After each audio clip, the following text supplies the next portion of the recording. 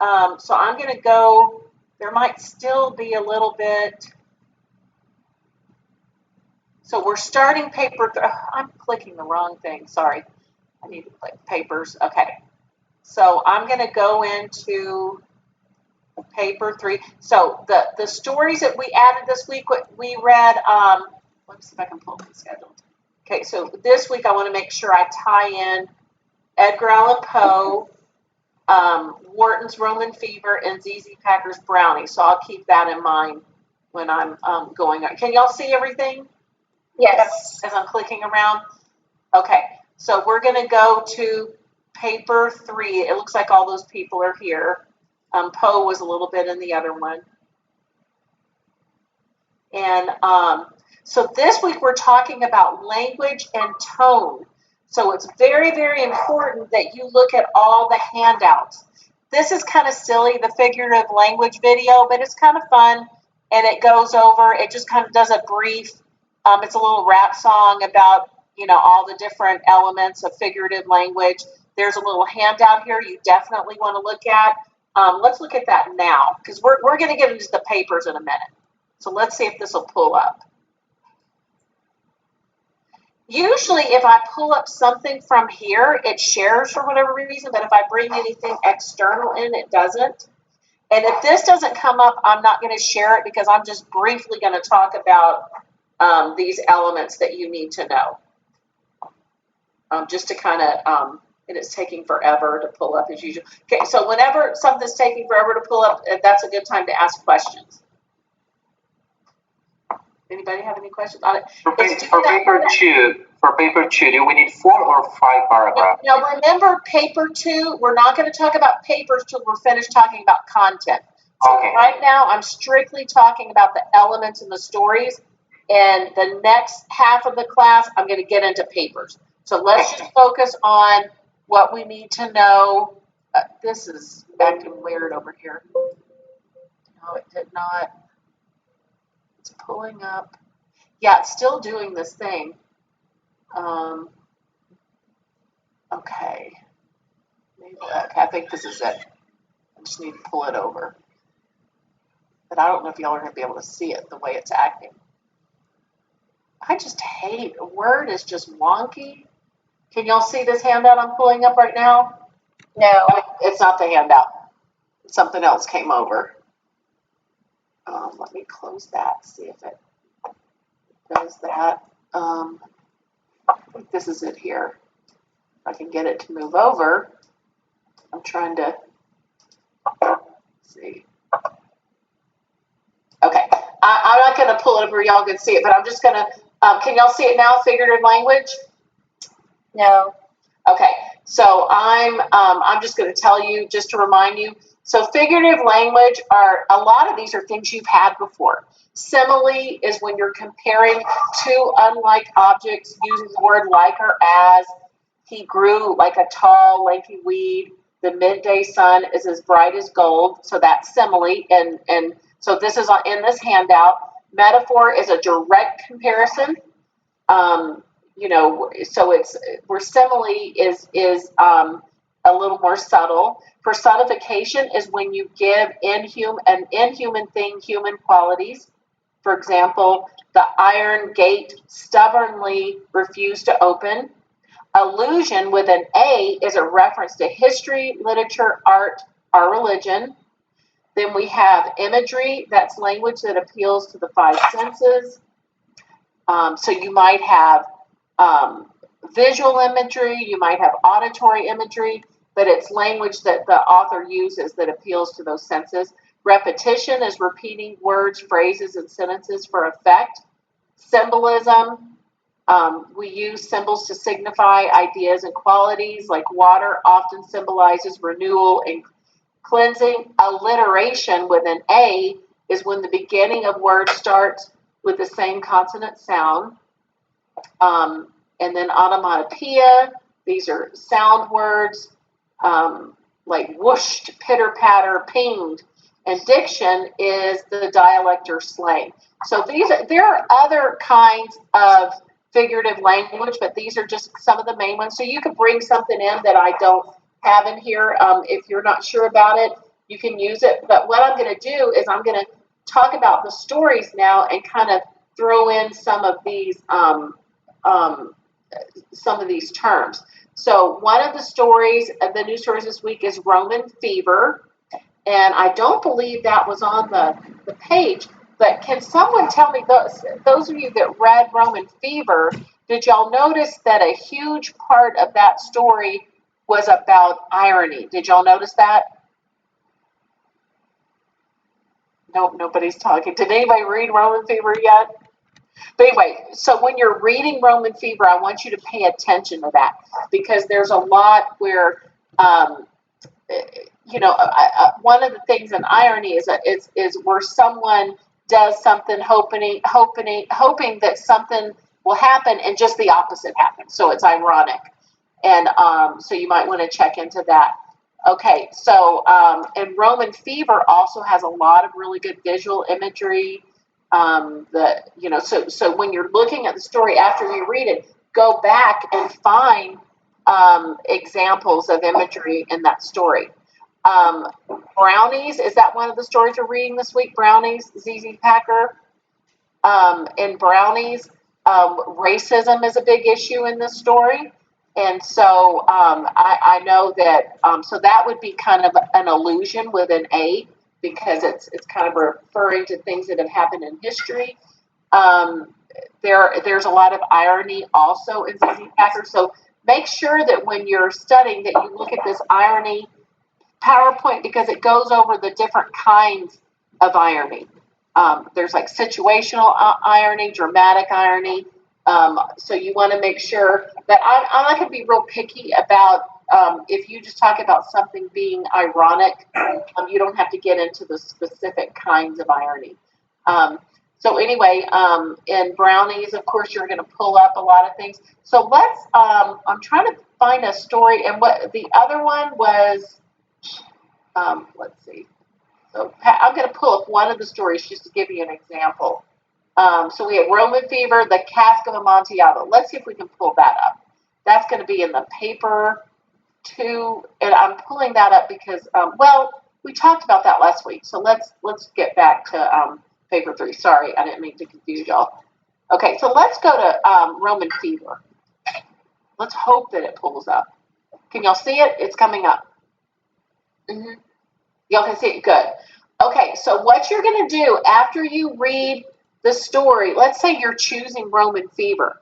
So what you're going to do is you're going to look at the different elements, allusion, simile, metaphor, visual imagery, and so on. Now, one thing that we know, it's easy if it's something obvious. So allusion is a huge thing in Roman fever. I mean, even in the title, you know that it's already talking about Rome. And so a big part of the story is the Colosseum. So that's going to, that's an allusion to the gladiators. And in a way, these two women are gladiators, aren't they? Because they're kind of at each other. There's this subtle, there's a very obvious conflict, but in a way, they're almost doing that. So and this is also something that wealthy people did in the early 1900s, was they would vacation in Europe. And so this was a very common thing. Edith Wharton grew up very privileged, and then she wrote about white privileged people. And it is an enjoyable story. But anyway, so you know that allusion is going to be a big thing. And I already mentioned irony, and I don't want to spoil the ending, because the ending is a surprise. And anytime something is a surprise, then you know that we're dealing with irony. And it'll be real obvious. And there are clues that something like that's going to happen. Anytime there's irony, you'll see kind of clues throughout the story. Okay, so let's look through here. We're looking for things like metaphor and symbolism and things like that. So let's see. Let's see if we can find something. I'm seeing a lot of dialogue. I'm trying to find where the author is just writing.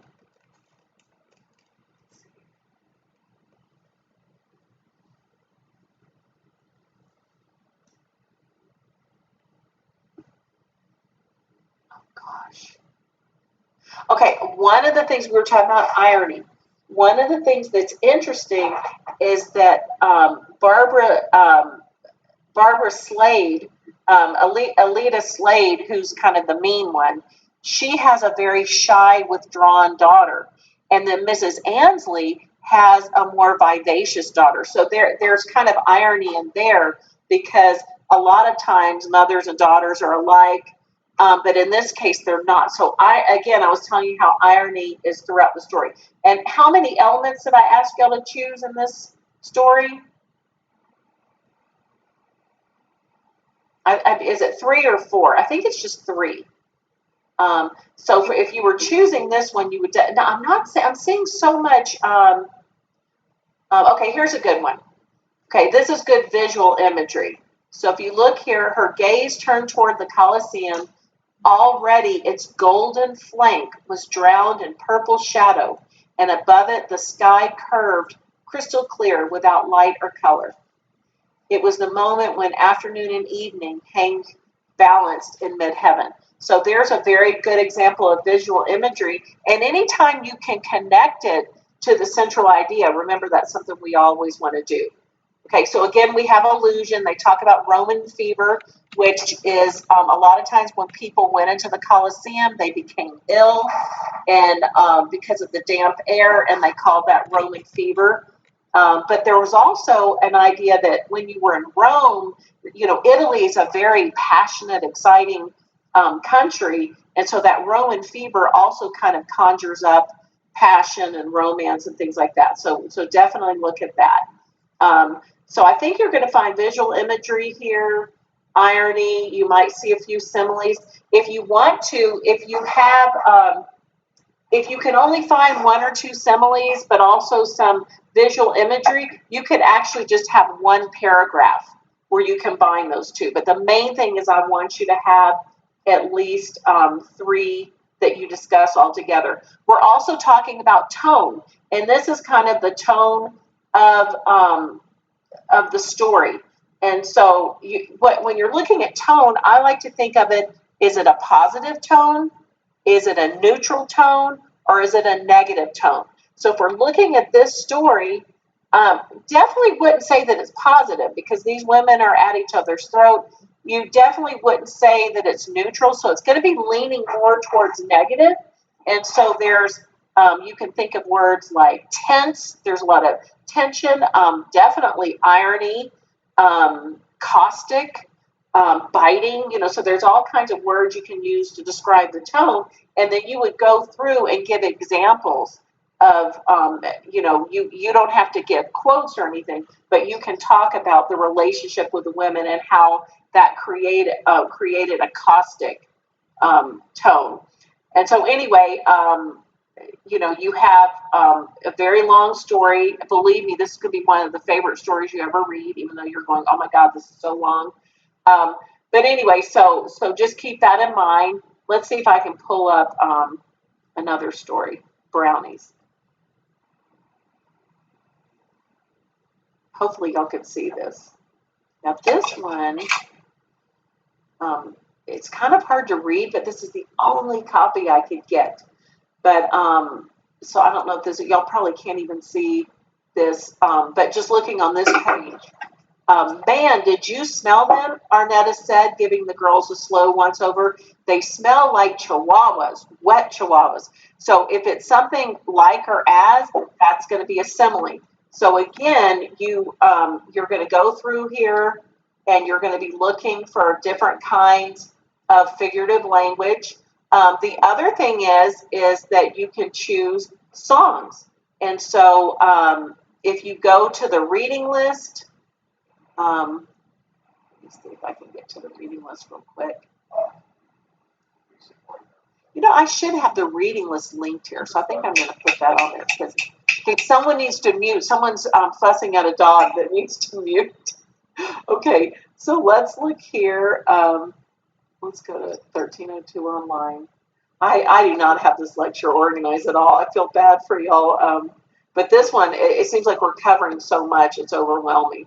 Okay, so remember for this story, you can choose one of the stories. or you can choose a song or a poem to analyze. And the reason why I have that is there's a lot of figurative language in music and in poetry. So one of the things you could do, I've given you some very literary songs, popular song lyrics, because you're going to have to refer to those. So you need to find the lyrics of that song. That's going to be very important. So let's look at Sylvia Plath, who is a very famous author. We're just going to look at her poem real quick. Let's hope it comes up. Okay, so she says, just if you look at here, there's a lot of allusions in here. In the German tongue, in the Polish town, scraped flat by the roller of wars, wars, wars. And so you see that and you're wondering what that means.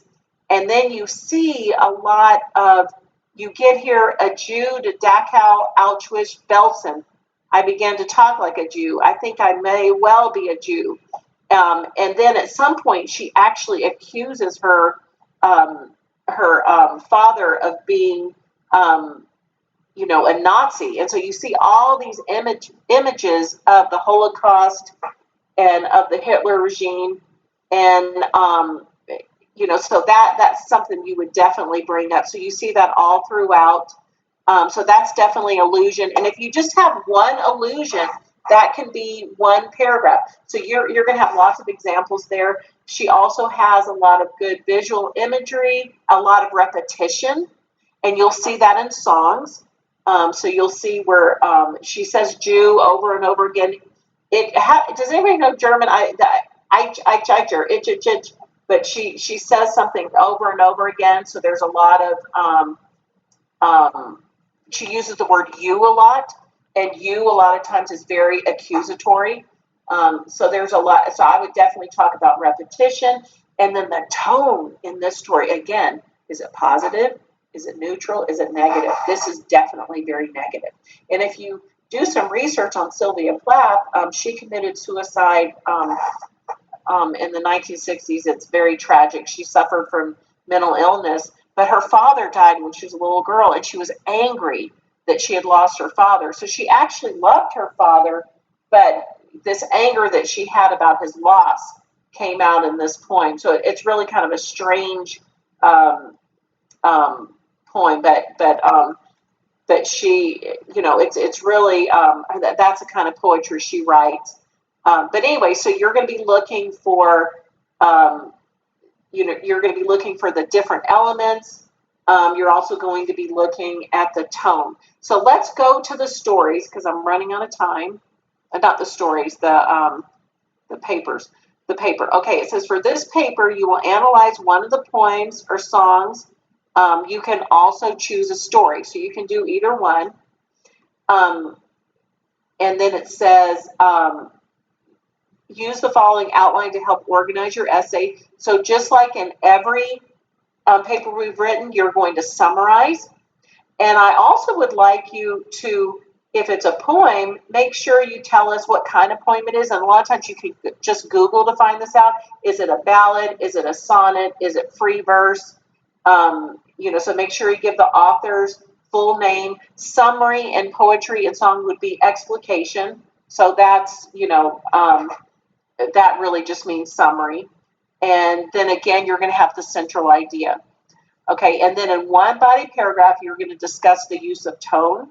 And so you want to make sure you go over there's a huge handout on tone, and it does, I believe it breaks it down into positive, neutral, and negative words. So that's going to help you a lot. And how to analyze a poem, these kinds of things will help a little bit too if you choose poetry or music. So it says you're going to discuss the use of tone, the dominant elements contributing to tone. So you might, you don't necessarily have to do this, but that's something you could bring in. And the relationship of the tone to the theme or the central ideas. Your tone paragraph might not be very long, so don't worry about that. If you have a short paragraph, I'm not going to be counting words unless somehow you did not thoroughly discuss what needed to be discussed, or you left things out. And so then you're going to have the body paragraph on tone, and then you're going to have 2 to 3 body paragraphs on 3 language devices. And these would be things like personification, simile, metaphor, diction. There's a lot of diction, for example, in Spunk. If you wanted to choose Spunk, you kind of have that African American Southern diction of that time period. And then irony, allusion, symbolism, alliteration. And there are others, again, that you could bring up. So if you have 2 language devices that only have like 1 or 2, if you have a language device that only has 1 or 2 examples, you can merge it with another paragraph. So let's say I already mentioned, if you wanted to combine the simile and metaphor paragraph, just make sure in the topic sentence that you name both of those elements. So make sure that you do both of those devices. Okay, and then again, the conclusion is discussing the central idea, or again, you can give your own opinion. And then, of course, you're going to have a works cited. Okay, and again, just like in the other stories, make sure that you do not, make sure that you don't use a story that you've used before. And so you want to choose something that's very rich in language. Paul's case is an excellent example. There are so many allusions in there to art and literature. Willa Cather uses beautiful language. I think O'Brien does an excellent job, Edgar Allan Poe. So make sure you choose wisely, choose something that the author has makes a really good use of imagery and figurative language and so on. Okay, so and then going back to paper 2, remember paper 2, your focus is on point of view, character, and conflict. So make sure, one of the things I've noticed in some of the outlines is you're not going on character. For example, you need to name the protagonist and the antagonist, and you need to tell if those characters evolved. So that would be a dynamic character that changed, or was this character static? Started off in a negative place and ended in a negative place. So make sure that you talk about that.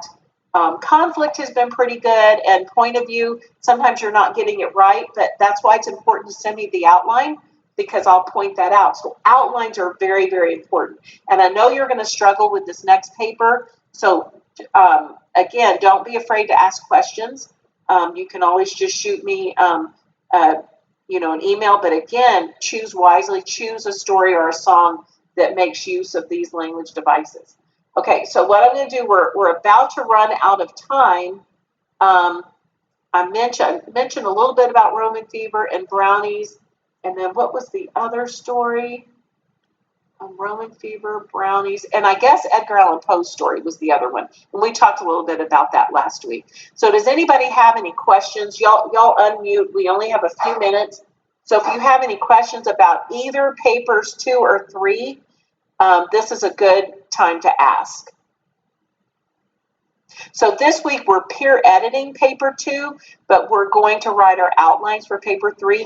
And just like every other week, make sure that you finish one paper before you do the next. So if we look at the schedule, we're in week 3.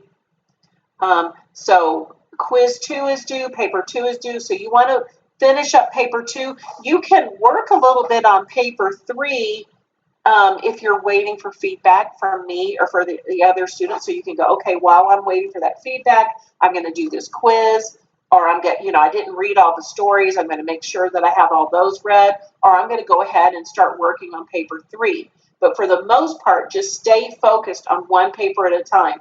If you're one of the people who, if you are using the grace period for paper 1, take care of that first, because you don't want to be penalized for turning it in late. So always go in order. So any questions? Y'all are all muted, so I don't know how y'all can unmute now and ask questions. Was Sylvia Plath the one that put her head in the oven? Yes. while her 2 children were sleeping upstairs. Yeah. And it happened the year I was born, so that always kind of creeps me out. Yeah. What kind of story would be neutral? I've never heard of a neutral tone story. Well, neutral would be, for example, if the author is, maybe there's just kind of,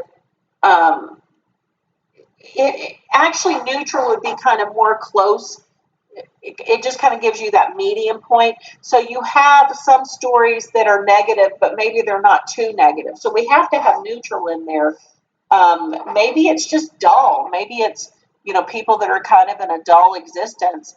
And so you could actually talk about changes in tone. So maybe the beginning of the story was kind of neutral, nothing was really going on, and then tension happens and it becomes more negative, and maybe at the end it's more positive. So definitely talk about changes in tone. So you can definitely focus on what's happening in the story and how it affected the characters and the language that the author uses. Okay, other questions? For paper 2, do we need 4 or 5 paragraphs? Paper 2 should be at least 5 total paragraphs.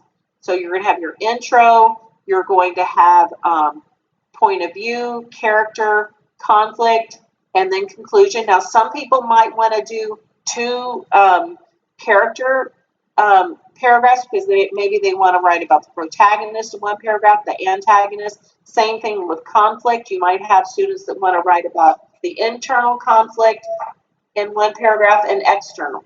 But you are not required to do that. I'm not counting words. If I were you, I'd just keep it simple. I've had more problems with students that were writing too much and getting off topic. So if you prove your point and you analyze well, then you don't need to worry about word count. I don't count words, so don't worry about that. If it's too short, I'll tell you it's too short when I go to peer editing. I'll say you need to develop this paragraph, you need to give more examples. It's not going to be because I counted the words. Anything else? Y'all are being so quiet. We're about to be cut off. So Was anybody else disturbed by the "Where have you been" story? Well, that's based on a true story. I know. The Pied Piper of, what was he called? Of that town in Arizona where it happened. So, yeah. But Joyce Carol Oates is she's still alive. I once tweeted something and she responded to it. I was excited. I can't remember what it was, but I followed her. It was a disturbing story, but I could not stop reading it. Like, I felt myself rushing through it just to get to the end to find out what happened, Well, she also wrote an excellent novel on Marilyn Monroe, and it's called Blonde. And I made the mistake of selling it at a garage sale a few years ago, and now that we no longer have books, it's like worth a fortune, and I'm just furious because it was a first edition. By the way, hang on to your books. That's a good lesson. She also has written a short story about Marilyn Monroe called Three Girls. So she likes to pull in reality to her stories. There's another short story that she wrote that I love called Forced Summers. So if y'all want to write that down, but she's very prolific. She's still writing today. I believe she's in her 80s. She's very youthful. I think she's been on a hit list before because she's very progressive and liberal, and very conservative leaders have, pointed her out as being a troublemaker, possibly a communist, but she's not. But just outspoken, and you get kind of feisty when you get to be 80. Okay, any other questions? So you said that you were going to say something about extra credit if we record the session or something. How is that? Right. The extra credit, I believe I told y'all in the message that if you record, you had to get permission from me to record. So you had to have emailed me for the class. I will put the 10 points in the extra credit column. It will not go towards your paper. There's an extra credit column that everyone has, and that's where I'll put your points. Okay. And so if you look, and I won't give you those points until it's you send me the YouTube link. So the minute I get that YouTube link, I immediately go and put it in that column. Okay, thank you. Anything else? Don't forget the works cited. Don't forget to use MLA properly. If you're thinking about paper 4, the research paper, if there's an author that you've really liked, you've maybe clicked on the link and learned something about that author, that would be a great paper to write, to choose that author, because you definitely can talk about the author in that paper, or the time period. So there's a lot of fun things you can do with that last paper. Anything else? I think we're less than a minute, so we're about to be cut off. So I'll go ahead and end. I know we covered a lot today, but again, we're not going to be going into any new material after today. No new elements, so that's good.